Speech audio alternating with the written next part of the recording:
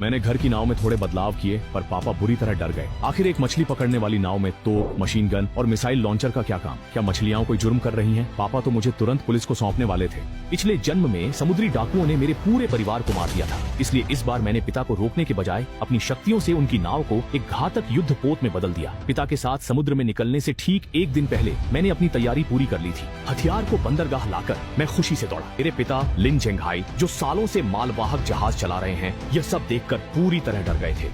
इन तोपों और माउंट्स को देखकर ही साफ है कि ये युद्ध पोत के हैं। लिन झेंघाई घबरा गए। छोटे सरकार, अब और मत बोलो, ये कहाँ से चुराया है? ये जान ले सकती है। अभी तुम्हारा दाखिला हुआ है, ऐसी गलती मत करो। चलो, मैं तुम्हें पुलिस के पास ले जाकर माफी मंगवाता हूँ। चलो ना, खड़े क्यों हो? कहते कहते पापा मुझे सरेंडर कराने ले जाने लगे, पर मैंने जोर से उनका हाथ झटक दिया।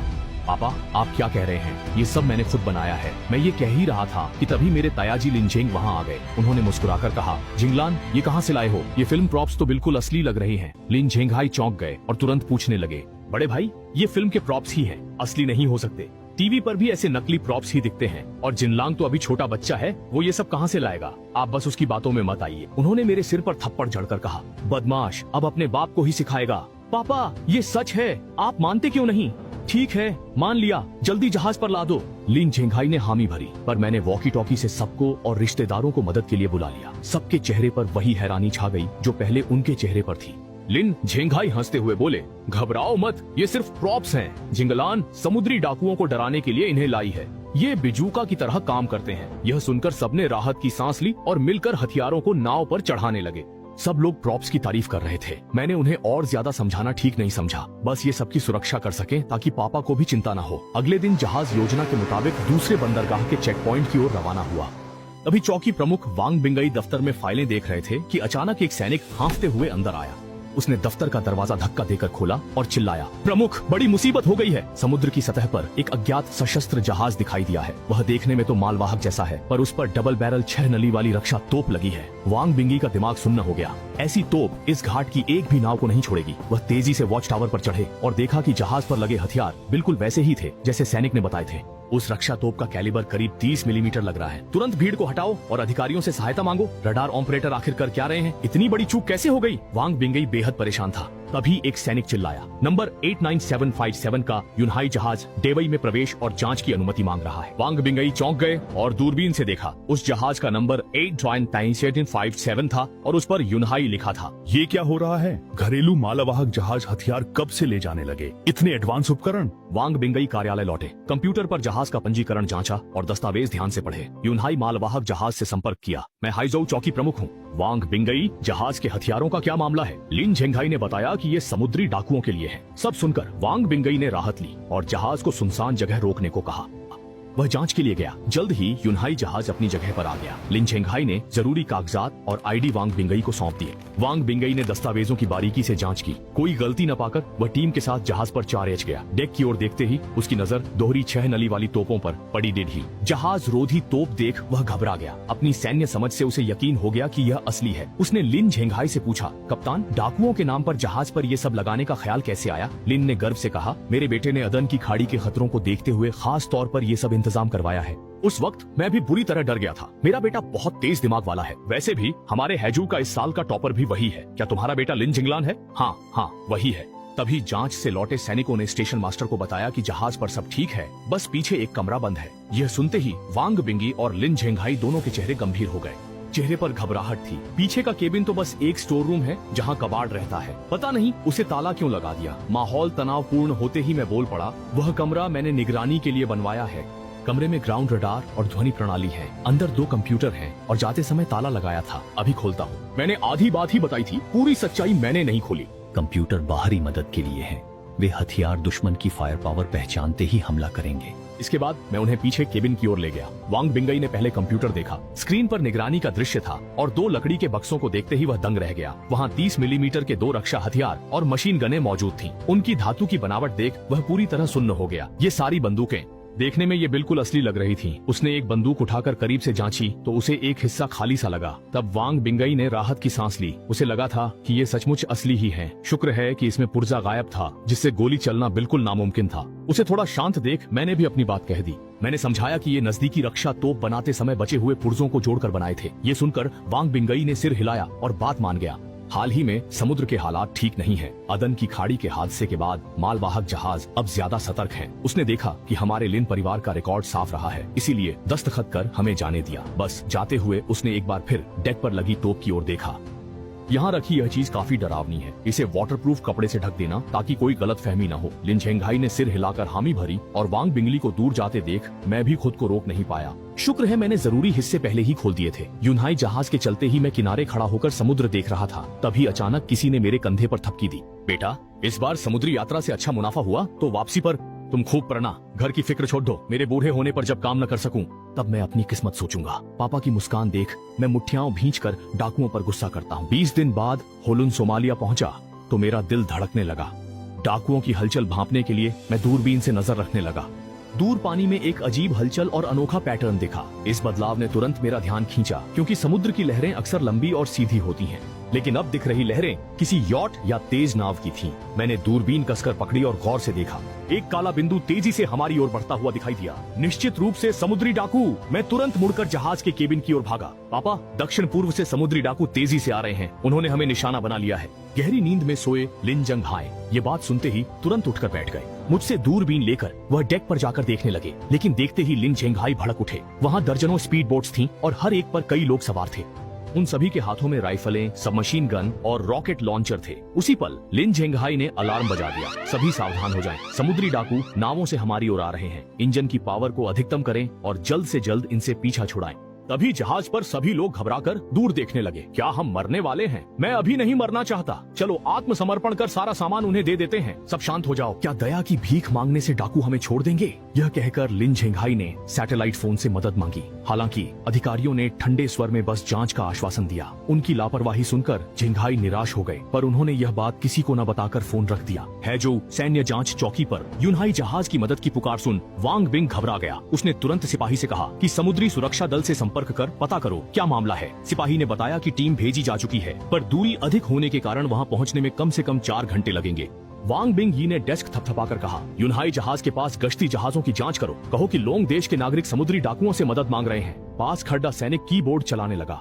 पास ही सुंदर देश का बेड़ा गश्त कर रहा था। मदद मांगने पर वे ताना मारते हुए बोले, लोंग देश के लोग डाकुओं से घिरे हैं तो इससे हमें क्या लेना देना। अगर आप चाहते हैं कि हम बचाएं तो हम आ सकते हैं, पर इसके लिए आपके देश का औपचारिक आवेदन चाहिए। बिना मंजूरी हम नहीं आएंगे। वांग बिंगई गुस्से से भर गए। उन्होंने महसूस किया कि कमजोर देश की कोई कूटनीति नहीं होती, ये बहुत दर्दनाक है। तभी एक सैनिक घबराकर बोला, कमांडर, मुसीबत हो गई।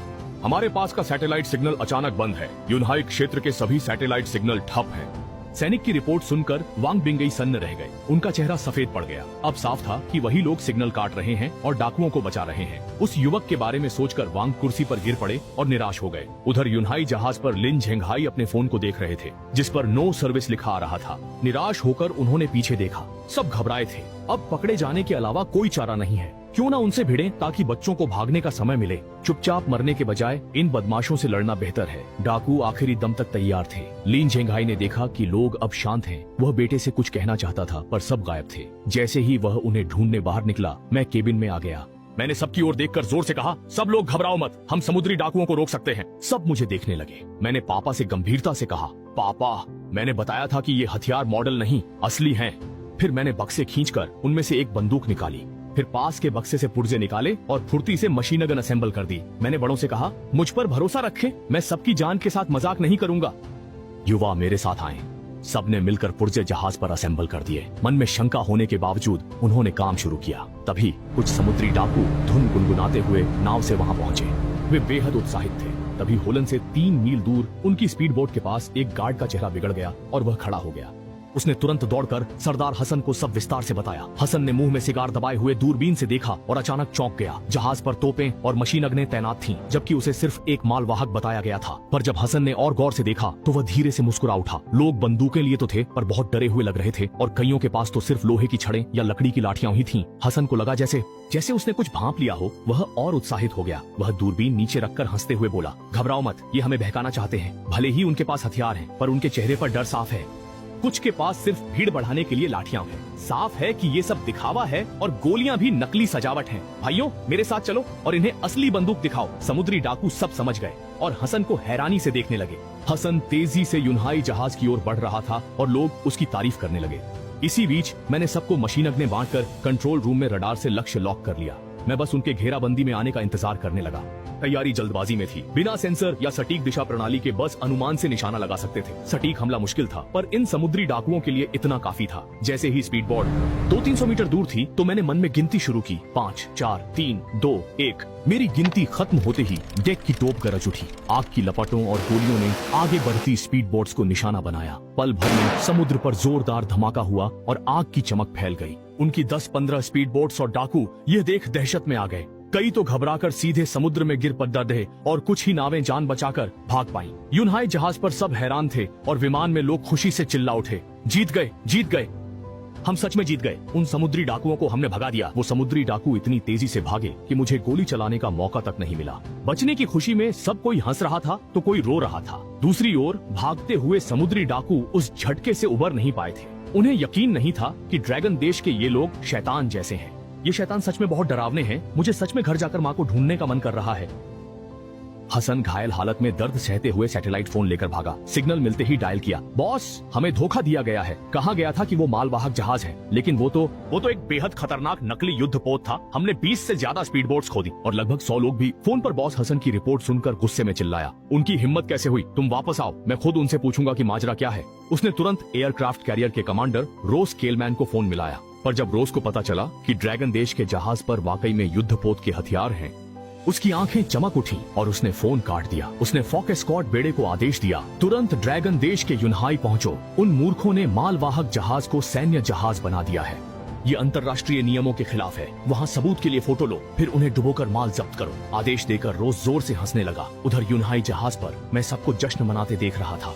तभी मुझे याद आया, पिछले जन्म के पापा। 2007 के हादसे के बाद मैं अदन की खाड़ी की खबरों पर नजर रखता था। 2010 के पास अफवाहें थीं कि पश्चिमी देश डाकुओं से मिले हैं। तभी सैटेलाइट सिग्नल रुकने से शक हुआ कि कुछ गड़बड़ है। जहाज की तोपें तैनात होते ही दूर से अमेरिकी फॉक क्लास फ्रिगेट आती दिखी। मेरे पैरों के नीचे वहीं छड़ी थी। तभी मुझे एक विचार आया। मैंने पापा से कहा, किसी को भेजकर एक खुला टेलीग्राम भिजवाओ। बस इतना कहना है, अमेरिकी युद्धपोत की मदद के लिए हम दिल से आभारी हैं और हम पूरी कोशिश करेंगे कि उनका आभार जताने के लिए याद से कई बार संदेश भेजना। ये सुनते ही लिंजिंग भी हैरान रह गई। बाकी पड़ोसी भी हैरान रह गए। डाकुओं को हमने ही भगाया था, फिर उनका धन्यवाद क्यों? सबको देख मैंने भी कुछ नहीं छुपाया और सीधे समझाना शुरू किया।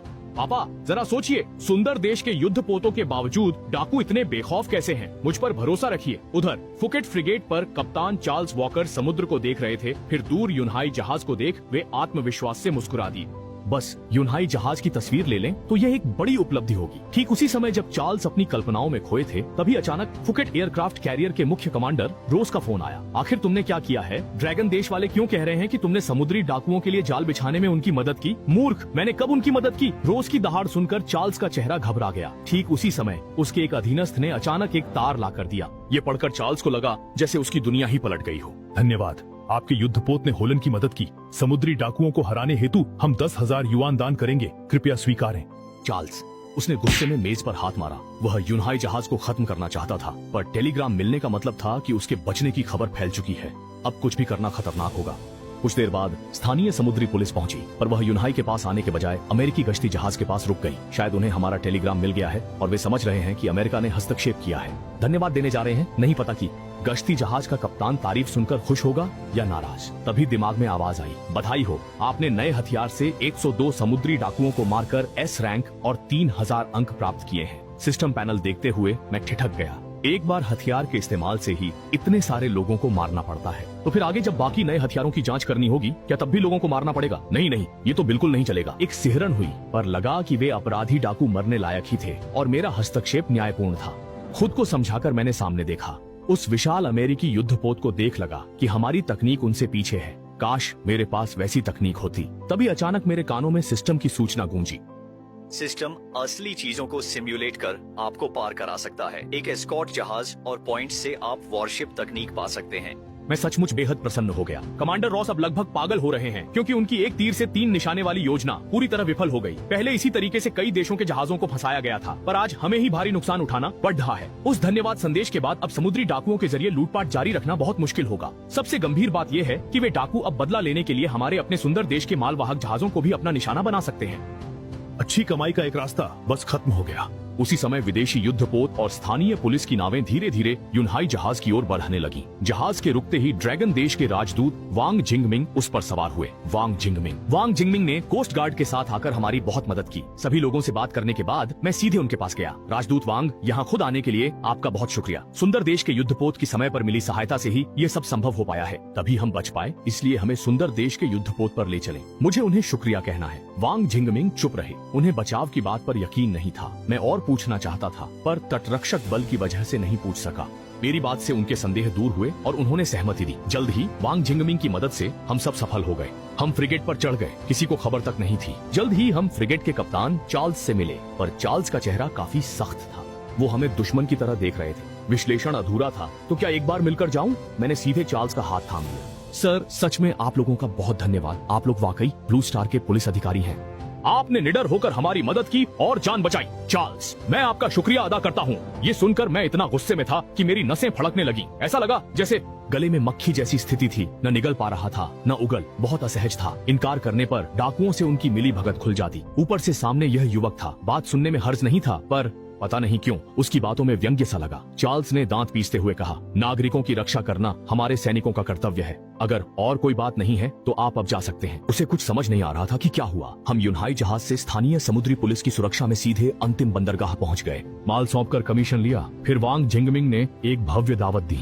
दावत में पुलिस ने प्याओलियांग पर पूछताछ शुरू कर दी। वे युद्धपोत की जीत को बड़ी खबर के रूप में प्रचारित करना चाहते थे। मैं बतख खाते हुए बढ़ा चढ़ाकर सुनाने लगा कि डाकुओं के आने पर हम कितने डरे हुए थे।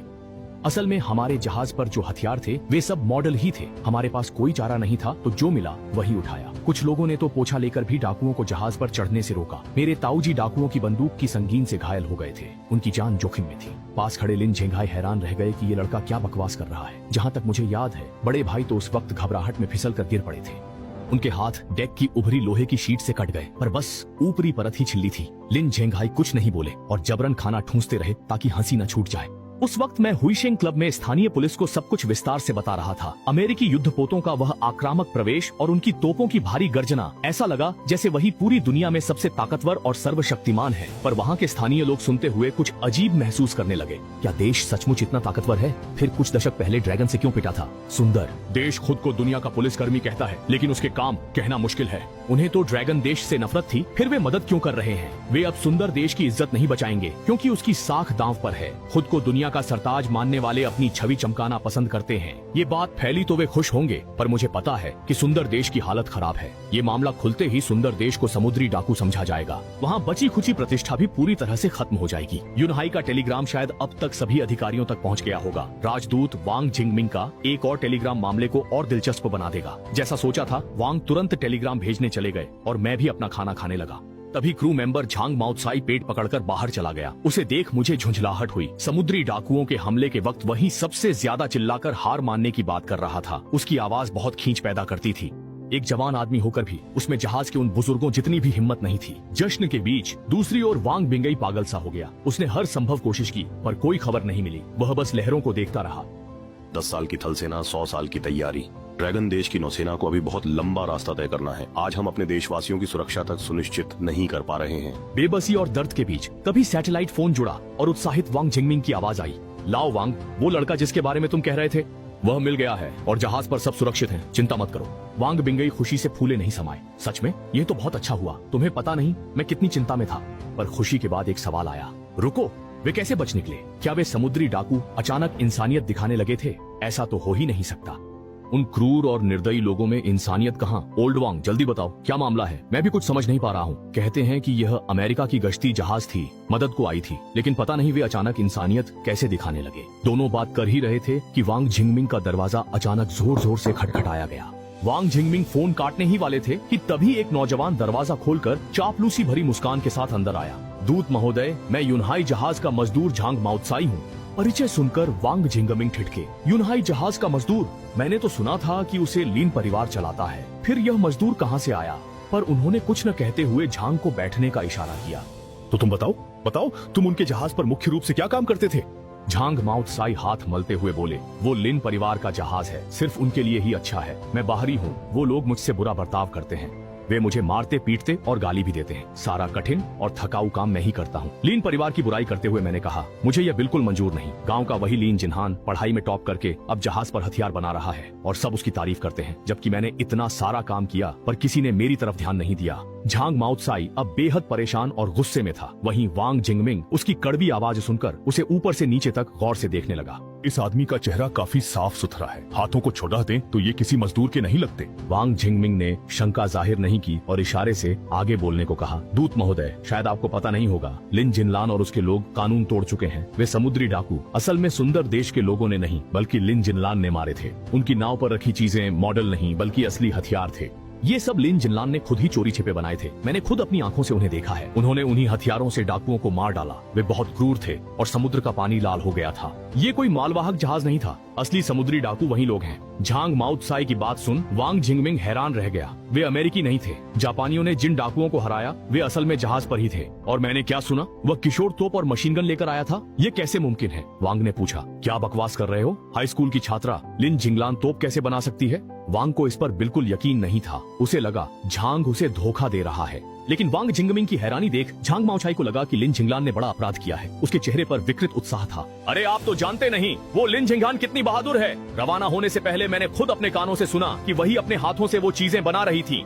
वो अब भी जहाज पर है, पर निश्चिंत रहे, मैंने गोली नहीं चलाई। जरूरत पड़ी बेचने पर मैं गवाही दे दूंगा। वांग जिंगमिंग ने ठंडी आंखों से सामने खड़ीहे झांग माओत्साई को देखा। उसकी बातें सच हों या झूठ, उसकी बेशर्मी ही उसे घृणित बनाती है। पेशेवर जीवन ने उसे भावनाएं छुपाना सिखाया था। उसकी आंखों में असंतोष या गुस्सा नहीं बल्कि शांति थी। मुस्कुराते हुए बोला, ठीक है, तुम्हारा खुलासा बहुत महत्वपूर्ण है, मैं इसे गंभीरता से विचार करूंगा। बस ये बात, तुम किसी और से यह बात मत करना, वरना तुम्हारा योगदान बेकार जाएगा। वांग जिंगमिंग को डर था कि विदेशी मामला होने से झांग माओत्साई कोई गड्ढ न कर दे। श्रेय मिलने की बात सुनकर झांग माओत्साई उत्साहित हो गया। उसे लगा राजदूत ने उसे बहुत सम्मान दिया है। वांग जिंगमिंग मुस्कुराते हुए उसे विदा करता है। झांग के जाते ही उसने चालू वीचैट कॉल को देखा। ये जानते हुए कि वांग बिंगई सब सुन रहा है, वह सीधे बोल पड़ा, लाओ वांग की अभी वाली बातचीत तुमने सुनी थी ना, उस पर अपनी राय बताओ। फोन के उस पार वांग बिंगई अब भी बेहोश था। उसे वो जांच याद आई। उसे वह चीज असली लगी, पर बच्चे की हरकत जानकर उसने उसे जाने दिया। वह निशब्द है। उसे लापरवाही का दुख और बचने की खुशी है। वह पहली बार मौत के मुंह से बचा है। खैर, ड्रैगन देश सुरक्षित रहे यही काफी है। वह सोच भी नहीं सकता था कि एक किशोर साधारण जहाज को इतनी उन्नत तकनीक से युद्धपोत में बदल देगा। अमेरिका से मदद न मिलने के बावजूद उन्होंने फिर सहायता क्यों की? यह समझ से बाहर है। यह लड़का वाकई कमाल का है। उसकी चालाकी ने सबको चौंका दिया। इन सब बातों को समझने के बाद वांग बिंगई ने गंभीरता से कहा, यह लड़का शायद सच में एक जीनियस है। जल्दबाजी मत करो, बस अनजान बने रहो। समुद्री डाकुओं का बहाना बनाकर 2 युद्धपोत तैयार करो ताकि वे सुरक्षित घर लौट सकें। मैं यहाँ से लोग भेजूंगा जो वहाँ समर्थन देंगे और सच्चाई की जांच करेंगे। वांग जिंगमिंग को बिंगई की बात सही लगी। बेवकूफ बना प्योलियांग देश असलियत जानकर यूनहाई जहाज पर हमला करेगा, इसलिए जल्द वतन लौटना ही सबसे जरूरी है। वांग बिंगई के अनुसार देश लौटकर जांच करना सही रहेगा। उन्होंने फोन काटने से पहले कहा, झांग माओत्साई पर नजर रखो ताकि कोई गड़बड़ न हो। लिन झेंघाई को सूचित कर वापसी के बाद उसे निपटा देना। इसके बाद वांग जिंगमिंग ने सुरक्षा व्यवस्था की और अगली सुबह सबको रवाना होने का आदेश दिया। यूनहाई जहाज के निकलते ही वापसी का सफर काफी उबाऊ था, पर इस बार पहले जैसी कोई टेंशन नहीं थी। खाली समय में मैंने सिस्टम से मिली फ्रिगेट की सारी जानकारी पीआरएच कर सब व्यवस्थित कर लिया, वरना सिर्फ सिस्टम पर निर्भर रहकर मैं आलसी हो जाता। आधे रास्ते में वांग बिंगई खुद स्वागत के लिए आए और जहाज पर सबकी पूछताछ के बाद आखिरकार पूरी घटना साफ हो पाई।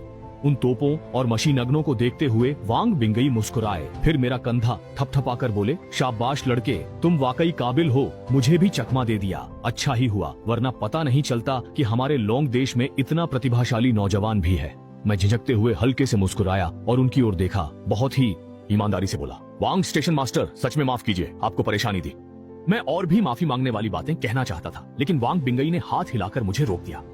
ठीक है, अब और कुछ कहने की जरूरत नहीं है। याद रखो, तुम्हारा जिंदा रहना सबसे ज्यादा जरूरी है। इस मामले की चिंता मत करो, मैंने ऊपर वालों से बात कर ली है। अब कोई और कार्रवाई नहीं होगी।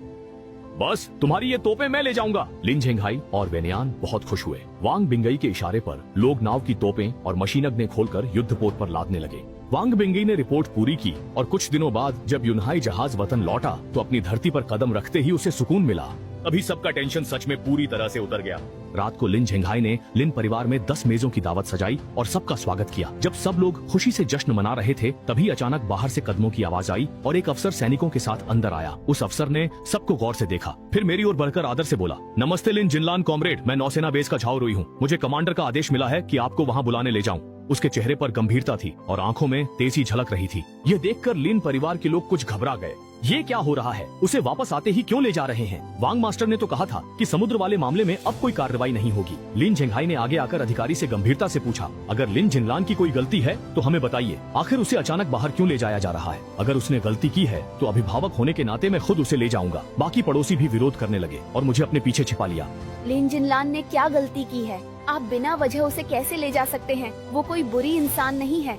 हथियारों के संशोधन की बात क्या अब नहीं होगी? क्या अब बच्चों को बाहर ले जाकर गोली मार दोगे? लिन जिनलान तो टॉपर है। भीड़ के विरोध से अधिकारी हैरान रह गया। उसे लगा जैसे वह कोई विलेन हो जो बच्चे को छीनने आया है। वह तो बस आदेश का पालन कर रहा था, पर अब सब उसे गलत समझ रहे थे। उसने जल्दी से सफाई देते हुए कहा, आप सब घबराइए मत, कमांडर की कोई भी बुरी मंशा नहीं है। वे बस लिन जिनलान से कुछ औपचारिक सवाल पूछना चाहते हैं। आपको चिंता करने की कोई जरूरत नहीं है। हम इस बच्चे को कहीं ले जाकर बेचने वाले नहीं हैं। है जो सैन्य जांच चौकी के स्टेशन मास्टर वांग बिंगी भी वहाँ मौजूद थे, लेकिन सभी लोग पर उनके चेहरों की घबराहट कम नहीं हुई। वे मामूली नाविक थे पर हथियार चलाना जानते थे। ये अपराध था पर इसी ने मेरी जान बचाई। वे एक बच्चे को अकेला कैसे छोड़ते? मैंने राहत की सांस ली। वह आगे बढ़ा और उन्हें सांत्वना दी। चाचा, आप लोगों को चिंता करने की जरूरत नहीं है। शायद नेताओं को मुझसे कुछ पूछना है। आप निश्चिंत रहिए, वे मुझे यूं ही ले जाकर गोली नहीं मार देंगे। थोड़ी ही देर में मैं वापस आ जाऊंगा। मेरे समझाने पर सब लोग थोड़े शांत हुए। धीरे धीरे सबका दिल शांत हुआ। मैंने पापा को आश्वस्त करने वाली नजर डाली और अधिकारी के साथ चला गया। जब मैं वांग बिंगई के पास पहुंचा, यहाँ वांग बिंगई एक गुस्सैल बुजुर्ग से डांट खा रहा था जो उसे पोते की तरह फटकार रहे थे। मुझे देखते ही बूढ़े ने अपना गुस्सा काबू में किया और फिर अपनी नजरें उठाई। उसने बड़ी जिज्ञासा के साथ मुझे ऊपर नीचे देखा। फिर वह मुस्कुराकर हुए बोला, तुम तो काफी दिलचस्प हो छोटे। मेरा नाम यांग झेनशान है। मुझे बताओ, तुमने ऐसा क्यों सोचा? आखिर तुम्हारी हिम्मत कैसे हुई कि कार्गो शिप को युद्धपोत बना दिया? क्या तुम्हें पता है ये हरकत पूरे परिवार को जेल भेजने के लिए काफी है? झुके यांग झेनशान मुस्कुराते रहे, पर उनकी बातों ने मेरे दिल को एक ठंडक सी भर दी। मैंने पलकें झपकाई और बोला, सर, मुझे यकीन है कि आप मुझसे भी ज्यादा अच्छी तरह जानते हैं कि उस इलाके में समुद्री डाकू कितने बेखौफ हैं। हाल ही में एक विदेशी जहाज के साथ भी हादसा हुआ था। ये सिर्फ रिपोर्ट की गई घटनाएं हैं, न जाने ऐसी और कितनी होंगी जो रिपोर्ट नहीं हुई है। पता नहीं और कितनी होंगी। अगर मैंने अपनी नाव को युद्धपोत में नहीं बदला होता तो उस वक्त हम पूरे परिवार समेत नाव पर मौजूद सभी लोग समुद्री डाकुओं के हाथों मारे जाते। हम तो बस अपनी सुरक्षा की रक्षा कर रहे थे। यांग झेनशान ने कुछ पल तक मुझे जांचती नजरों से देखा, फिर हल्के से हंसते हुए बोले, तुम्हारा साहस तो वाकई बहुत बड़ा है छोटे दोस्त, लेकिन अच्छा हुआ कि तुम्हारी किस्मत सही निकली। अगर उस वक्त तुम लोगों ने वे हथियार नहीं लगाए होते तो शायद आज मैं तुम्हें देख भी नहीं पाता। हालांकि तुमने बड़ी मुसीबत मोल ले ली है, पर खुशी है कि जिंदा तुम लोग ही बचे। सुना है ये सारे हथियार तुमने अकेले अपने हाथों से बनाए, वो भी सिर्फ कुछ हजार युआन में। क्या परिवार को बचाने के लिए झूठ बोल रहे हो? सर, इन हथियारों का मेरे परिवार से कोई लेना देना नहीं है। लॉन्च से पहले वे इन्हें बस मॉडल समझ रहे थे। ये दिखने में डरावने हैं, पर इनकी मारक क्षमता और निशाना काफी कमजोर है। मेरे पास अतिरिक्त पैसे नहीं थे कि मैं इंफ्रारेड सेंसर और फेज डायरे रडार लगवा सकूं। यांग झेनशान ने शांत भाव से सिर हिलाया, पर उसके दिल में तूफान समझ गया। लगा था वांग बिंगई ने अतिशयोक्ति की, पर अब दिखा ये लड़का काबिल है। ये क्लोज इन वेपन सिस्टम खुद बना लेता है। यांग झेनशान को यह लड़का जितना देखता उतना ही पसंद आने लगा। वह मुस्कुराते हुए बोला, छोटे दोस्त, क्या तुम हमारी सेना में शामिल होना चाहते हो? समुद्र में तुम्हारे कमाल के प्रदर्शन और बूढ़े की सिफारिश के साथ अगर मैं थोड़ा दबाव डालूं तो तुम्हें सीधे नेवी में मेजर बना देना भी मुमकिन है। लेकिन मैंने सिर हिला दिया। यांग झेनशान चौंक कर बोला, तो क्या तुम नेवी के रिसर्च इंस्टीट्यूट में शामिल होना चाहते हो? ये भी पूरी तरह मुमकिन है। अनुसंधान संस्थान में तुम्हें अलग से एक लैब भी दिला दूंगा, बस फंडिंग सही हो। बूढ़े, मैंने काफी बेहतरीन शर्तें रखती हैं, है ना? मैंने फिर सिर हिला दिया। यांग झेनशान की भौहें और सिकुड़ गईं। तो क्या तुम तकनीक से पैसे कमाना चाहते हो? ये भी मुमकिन है, बस नई तकनीक पहले सेना को देनी होगी, तब तुम्हें पूरा पैसा मिलेगा। ये सुनकर भी मैंने सिर हिलाया। यांग झेनशान अब हैरान रह गया। उसने जो 3 रास्ते सुझाए, ताकत, प्रतिष्ठा और पैसा, इनमें से कुछ नहीं चाहिए तो आखिर क्या चाहिए? तभी मैंने बोलना शुरू किया, सर, मैं यूनिवर्सिटी जाकर व्यवस्थित पढ़ना चाहता हूँ। अपनी प्रतिभा निखारनी है। सुनकर यांग झेनशान चौंक गया। उसने चाय थूक दी। वह हैरान था। उसे याद आया कि यह नौजवान अभी स्कूल से निकला है, पर गोला बारूद बनाने और जहाज बदलने में माहिर है। प्रोफेसर भी ऐसा नहीं कर सकते। दोबारा पढ़ाई करना इसकी प्रतिभा और समय की बर्बादी होगी। सीधे काम करना ही बेहतर है। मेरी दृढ़ता देख उसने आखिरकार मेरी बात मान ली। विश्वविद्यालय जाना भी गलत नहीं है। क्या पता ये यूनिवर्सिटी तुम्हारी उम्मीदें पूरी कर पाए। ये सुनकर मैं चौंक गया। पहले पापा के लिए मैंने छिंगहुआ या पेकिंग को चुना था, पर अब मुझे लोंग के यूनिवर्सिटी ही सही लगती है। पुनर्जन्म के समय आवेदन की तारीख निकल चुकी थी, लेकिन यांग झेनशान की बात सुनकर मैं उत्साहित हो उठा। आपका मतलब है कि मैं कृषि विश्वविद्यालय में दाखिला ले सकता हूँ? बिल्कुल ले सकते हो, बस मुझे एक बूढ़े आदमी को थोड़ी मेहनत करनी पड़ेगी, लेकिन तुम्हें भी एक शर्त माननी होगी। बूढ़े बाबा, आपकी एक शर्त मुझे मंजूर है, जब तक वह नैतिकता के खिलाफ नहीं है और मैं उसे कर सकता हूँ तो आप निसंकोच बताइए।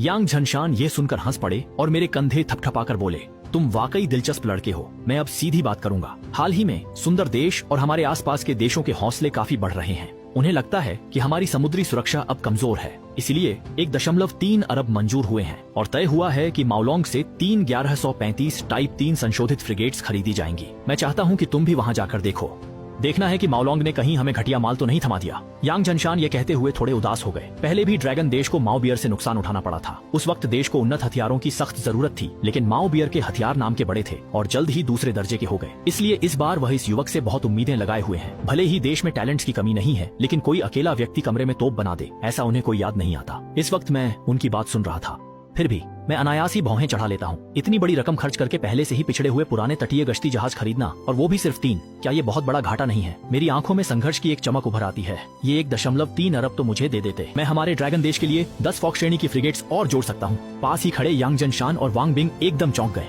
मेरी बात सुनकर वे दोनों पूरी तरह से हैरान रह गए। दोनों वहीं जड़ हो गए। काफी देर तक एक शब्द भी नहीं बोल पाए। लिन लियांगलान, क्या तुम घर पर नशे में थे? यहाँ आकर बकवास कर रहे हो? वांग स्टेशन प्रमुख, मैं बिल्कुल गंभीर हूँ। यहाँ प्रमुख मौजूद हैं, मैं कैसे बड़ी बड़ी बातें कर सकता हूँ? जब मैं और वांग बिंगई बहस कर ही रहे थे तभी, अच्छा लड़का, लगता है मैंने तुम्हें कम आंका। कुछ हिम्मत तो है, लेकिन बड़ी बड़ी बातें तो हर कोई कर सकता है, बस मुंह खोलना होता है। अब मुझे बताओ, मैं क्यों तुम पर भरोसा करूँ? समुद्र में रहते हुए मैंने वांग जिंगवेन राजदूत के नेतृत्व में खुद फुकफू जहाज पर चढ़कर सब कुछ देखा था। लौटते समय भी मैंने इसका अध्ययन किया और अब मैंने इसकी बुनियादी ड्राइंग्स और तकनीक को व्यवस्थित कर लिया है।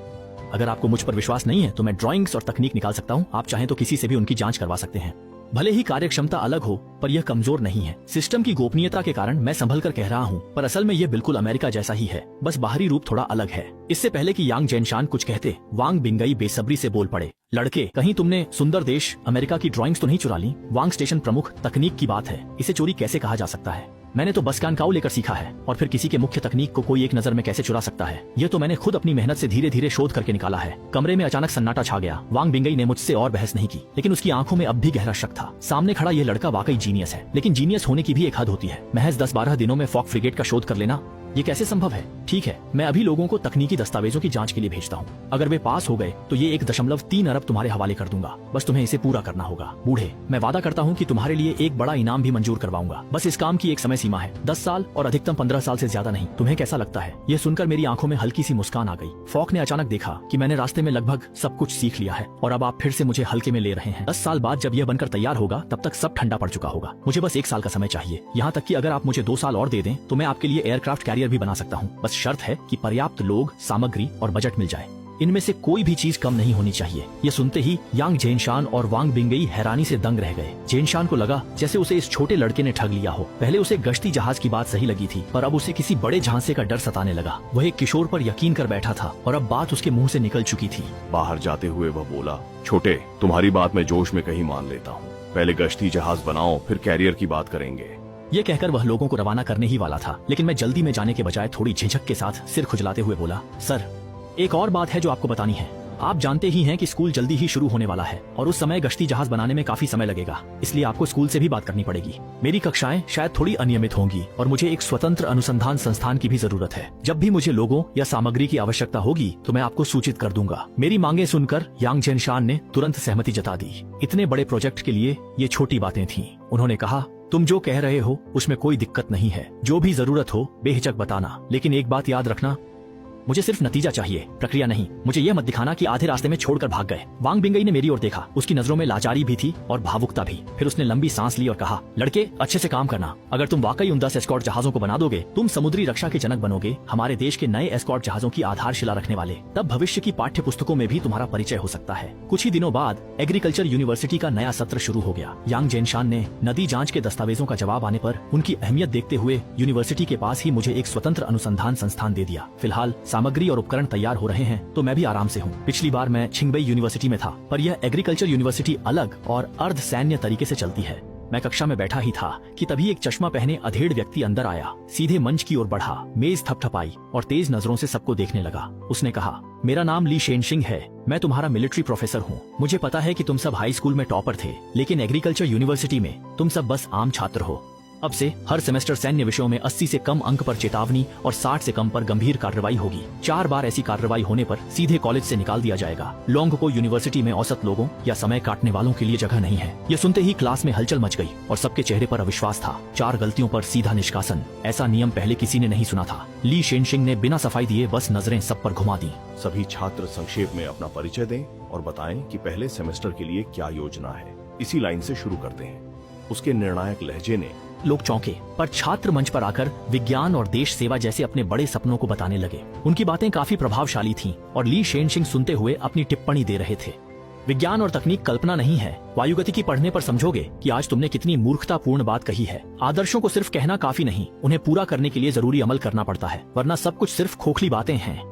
तुम्हारी बातों से बेहतर तो कीबोर्ड पर आलू रखना है। जहरीली भाषा, गंभीर आवाज और तीखी नजरों ने एक एक करके हर छात्र को इतना शर्मिंदा किया कि कोई सिर उठाकर नीचे नहीं उतर सका। जल्दी ही मेरी बारी आ गई। मैं शांतिपूर्वक मंच पर चला गया। मेरा नाम लिन शिंगलान है। पहले सेमेस्टर में मेरी योजना एक साधारण फॉक फ्रिगेट बनाने की है। मेरा लक्ष्य इससे भी आगे बढ़ना है। मैंने ये पूरे आत्मविश्वास से कहा। जवानी में जुनून न हो तो क्या फायदा, और अब मेरे पास ये काबिलियत भी है। ली शेनशिंग ने पलकें उठाई। इतने छात्रों में ये पहली थी जिसने इतनी हिम्मत और सच्चाई दिखाई। इससे उसमें भी दिलचस्पी जाग गई। जिन शिंगलान, है ना? तुम्हें पता है इसका क्या मतलब है? मुझे पता है। इस जवाब से ली शेनशिंग को गुस्सा आया। क्या ये सिर्फ ध्यान खींच रही है? पर जब उसने उसकी फाइल देखी तो वह चौंक गया। बोर्ड परीक्षा में उसके अंक कट ऑफ से बहुत ज्यादा थे, फिर भी उसे सेना की सिफारिश पर दाखिला मिला था। इसमें जरूर कोई ऐसी वजह है जो मुझे नहीं पता। ली शेनशिंग मुस्कुराने लगा। ठीक है, लिन जिंगेन है ना? तुमने सच में मुझे अपना नाम याद रखने पर मजबूर कर दिया। अगला छात्र आगे आए। सबकी उन प्रशंसा भरी नजरों के बीच मैं सिर ऊंचा करके और गर्व के साथ मंच से नीचे उतर गई। इस बार मैंने सच में सबको इम्प्रेस कर दिया था। क्लास के बाद मैं अपने हॉस्टल के कमरे में वापस आई, पर रूममेट्स अभी नहीं आई थी। मैंने सोचकर बैग से कागज और पेन निकाल लिए। क्लास में फॉक फ्रिगेट को पीछे छोड़ने की मेरी बात कोई मजाक नहीं थी। विश्लेषण के बाद से ही मेरे मन में यह विचार था, मैं हथियार प्रणाली को और बेहतर बनाना चाहती हूँ। बस इसमें पावर डिवाइस मैनेजमेंट और लगभग सभी संरचनात्मक चरण शामिल हैं। इसमें सुधार करना इतना आसान नहीं है। अच्छी बात है कि मेरे दिमाग में सिस्टम मदद कर रहा है, जिससे मैं सिस्टम के जरिए संबंधित डेटा की प्रोसेसिंग और गहराई से विश्लेषण कर सकती हूँ। जब मैं अपने दिमाग में इन आंकड़ों के बारे में सोच रही थी, तभी सिस्टम ने भी एक संकेत दिया। होस्ट ने हथियार जांचे। सेल्फ टेस्ट चालू। मन में आवाज आई। ये आवाज सुनकर मेरा दिल रुक गया और फिर अचानक जबरदस्त खुशी उमड़ आई। मुझे उम्मीद नहीं थी कि सिस्टम में ऐसी क्षमता है। अब सब आसान हो गया। सिस्टम की मदद से मैंने टॉर्पीडो, तोप और मिसाइल लॉन्चर जैसे सभी पहलुओं का अनुकूलन किया। फिर जांच के बाद मैं तेजी से कागज पर चित्र बनाने लगा। समय का पता ही नहीं चला। जब मैं लगभग पूरा चित्र बना चुका था, तभी किसी ने आकर मेरा हाथ थपथपा दिया। खलल पड़ने पर मैंने छिड़कर ऊपर देखा, क्योंकि मुझे काम में दखल पसंद नहीं है। सिर उठाया तो देखा कि सामने ली शेनशिंग खड़ा है। ली प्रोफेसर, आप यहाँ कैसे? ली शेनशिंग ने मेज की ड्राइंग्स देखी और नाराज होकर बोले, पता है कितने बज रहे हैं? रात की क्लास मीटिंग में भी नहीं आए। मुझे लगा तुम्हारे साथ कुछ हो गया है। मैंने सिर खुजलाया। माफ कीजिए ली प्रोफेसर, मैं जब काम में लग जाता हूँ तो थोड़ा समय का ध्यान नहीं रहता। लेकिन आप ठीक समय पर आए हैं। मेरी तरफ से एस्कॉर्ट जहाज के हथियार अपग्रेड की ड्राइंग लगभग तैयार हो गई है। आप देखिए कहीं और कुछ जोड़ने लायक है या नहीं। ये सुनकर ली शेनशिंग ने भौहें सिकोड़ ली। मैंने सुना क्या? युद्धपोत के हथियार अपग्रेड की ड्राइंग? कहीं ये लड़का क्लास बंक करने का बहाना तो नहीं बना रहा? लेकिन कम से कम कोई ढंग का बहाना तो ढूंढो। ये क्या है? अगर हथियार की ड्राइंग एक दोपहर में ही बन सकती है तो फिर हम जो सालों, यहाँ तक कि दशकों तक लैब में रिसर्च करते हैं, उसका क्या मतलब? ली शेनशिंग ने ड्राइंग उठाई और डांटने ही वाला था, पर डेटा और फॉर्मूले देख उसकी आंखें हैरानी से फैल गईं। गौर से देखने पर उसे लगा कि एरोडायनामिक्स वाली कुछ बातें तो उसकी समझ से भी परे थीं। ली शेनशिंग काफी देर तक देखता रहा, फिर उसने गहरी सांस ली और हैरान परेशान होकर देखा। ये डेटा कैसे निकाला? इंजीनियरिंग और मैकेनिक्स की गणना कैसे की? ली शेनशिंग खुद एक वैज्ञानिक हैं। साथ ही पढ़ाने के कारण ही वे इन आंकड़ों पर किसी तरह नियंत्रण रख पाते हैं। लेकिन सामने खड़ा ये छोटा बच्चा तो वाकई हैरान कर देने वाला है। लेकिन जल्दी ही उन्हें कुछ और याद आया। आज तुमने कहा था कि युद्धपोत बनाना है, क्या तुम ये बात सच में कह रहे थे? मैंने सिर हिलाया। मेरी नजरों को देख ली शेनशिंग की सांसें तेज हुईं। फिर उन्होंने उम्मीद से मेरी ओर देखकर कहा, शायद मैं आपकी सहायता कर सकता हूँ। बहुत बहुत धन्यवाद प्रोफेसर ली। अगली बार। अब सब कुछ बहुत आसान हो गया था। जैसे जैसे संस्थान के उपकरण और सामग्री आने लगे, मेरी कक्षा लेने का समय कम होता गया और मैं अपना सारा समय वहीं बिताने लगा। अब पैसे, लोग और संसाधन सब थे, जिससे काम करना बहुत सरल हो गया। 2 महीने बाद मैंने गाइजाओ की गई फोकेट फ्रिगेट को देखा, जिसे अब ड्रैगन युद्धपोत कहना सही होगा। इसके परीक्षण के दिन यांग जेनशान और दूर हैजोउ से वांग बिंगई भी वहाँ पहुँचे। इस भव्य युद्धपोत को देखकर सभी लोग दंग रह गए। मैं सबको लेकर ऊपर चढ़ा और बोला, सभी लोग कृपया यहाँ देखें। यहाँ मुख्य रूप से युद्धपोत की तोपों की फायरिंग जोन है और वहाँ की तरफ हेलीकॉप्टर लैंडिंग पैड है। हमारा ड्रैगन युद्धपोत भले ही फोकेट फ्रिगेट से प्रेरित है, कुल मिलाकर यह फोकेट फ्रिगेट से 30% ज्यादा ताकतवर है। खास मुख्य अंतर हथियारों का है। अब मैं आपको एक डेमो दिखाता हूँ। मेरे निर्देश के बाद कंट्रोल रूम में एक इलेक्ट्रॉनिक घोषणा सुनाई दी। मिसाइल जांच पूरी हुई, लॉन्च शुरू। जैसे ही इलेक्ट्रॉनिक घोषणा खत्म हुई, एक नीली रोशनी की लपट अचानक फूट पड़ी और लगभग एक ही पल में मिसाइल अपने लॉन्चिंग जोन से निकलकर बेहद तेज रफ्तार से आगे बढ़ गई। सभी ने मिसाइल की तेज उड़ान से पैदा हुआ डरावना दबाव महसूस किया। चाहे वह वांग बिंगई हो या यांग जेनशान, दोनों के चेहरे पर उत्साह की झलक थी और वे लगभग वहीं खुशी से चिल्ला पड़ते। तभी मिसाइल सामने की टारगेट शिप के पास पहुंच गई और बस एक जोरदार धमाके की आवाज सुनाई दी। तेज चमक के बाद एक मशरूम जैसा बादल आसमान में उठा। गर्मी और विस्फोट की गंध ने जहाज को टुकड़ों में उड़ा दिया। सब एकदम हैरान थे। मैंने स्क्रीन देखी, गति मानक के अनुसार थी। ये 1.5 मैक की रफ्तार पकड़ सकता है। वांग बिंगई जैसे बड़े व्यक्ति भी वहाँ ही रो पड़े। अब हमारे पास ड्रैगन जहाज है। अब ड्रैगन देश भी समुद्र पर गर्व कर सकता है। शायद सामने खड़ा यह युवक सचमुच ड्रैगन देश की समुद्री रक्षा का पिता बन जाएगा।